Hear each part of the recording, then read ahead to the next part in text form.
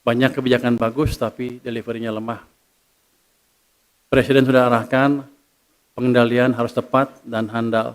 Artinya project pipeline harus siap, koordinasi pusat daerah sinkron, real time monitoring harus dijaga juga. Kalau tidak, kita akan mengalami cost of run, delay yang akhirnya meningkatkan biaya investasi dan investor jadi kapok. Ada banyak yang kemarin-kemarin kan program infrastruktur yang nggak dimonitor. Ada WUS, ada LRT Jabodetabek, ada apa lagi? Itu sebetulnya programnya bagus, proyeknya bagus, cuman nggak diawasi sehingga ketika ada masalah nggak ada yang menangani. Akhirnya terjadi cost of run berpuluh triliun rupiah. Bapak, Ibu hadirin, di tengah global uncertainty kita harus efisien. Presiden sudah memberi arahan subsidi agar tepat sasaran, konsumsi lebih bijak, transformasi sistem kerja sudah dilakukan. Ini bukan sekedar hemat, tapi ini soal economic resilience. Jadi kalau saya mau jelaskan sedikit, di kepala presiden kita sekarang sedang dalam kondisi survival. Jadi bukan business as usual.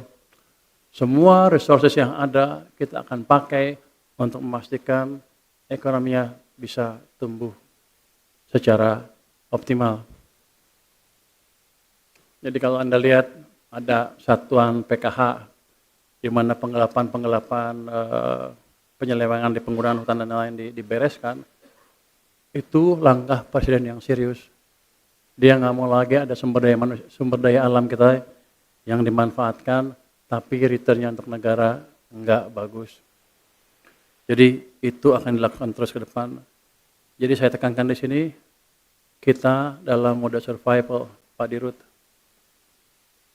Semua harus dijalankan semaksimal mungkin. Nggak ada lagi main-main itu hengki-pengki kiri kanan. Untuk program prioritas, arahan Presiden jelas. Ada 8 klaster program kerja prioritas nasional PKN. Kalau saya sintesiskan, utamanya infrastruktur, hilirisasi ketahanan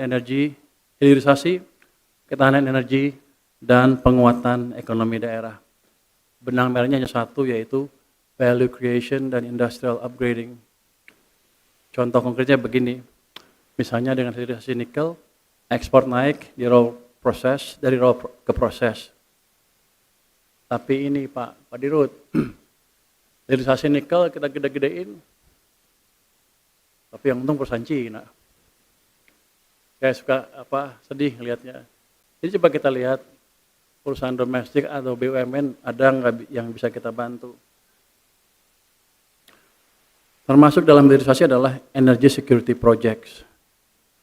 Jadi kita akan diversifikasi ke sumber energi yang lain. Makanya saya waktu dengan World Bank diskusi gimana kita bisa memperluas supply dari geothermal kita. Jadi akan kita perluas itu supaya nanti kalau ada gejolak seperti ini lagi di pasar minyak dunia, kita masih bisa bertahan. Kalau ini semua jalan, produktivitas akan naik, investasi masuk, lapangan kerja akan terbuka. Jadi kita sudah punya semua.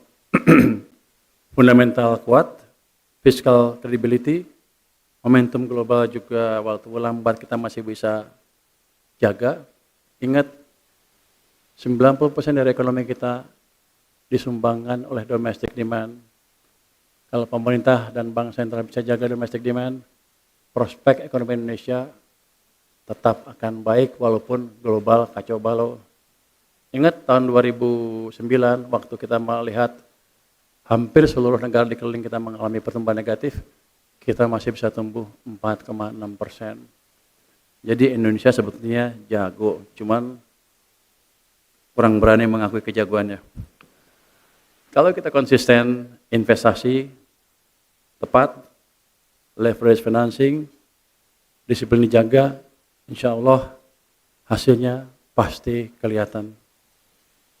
Jadi terima kasih SMB sudah menjalankan simposium ini. Mudah-mudahan hasilnya bagus dan saya minta jangan cuma studi kertas aja. kasih masukan yang nyata ke pemerintah sehingga kita bisa implementasikan secepatnya. Terima kasih. Wassalamualaikum warahmatullahi wabarakatuh.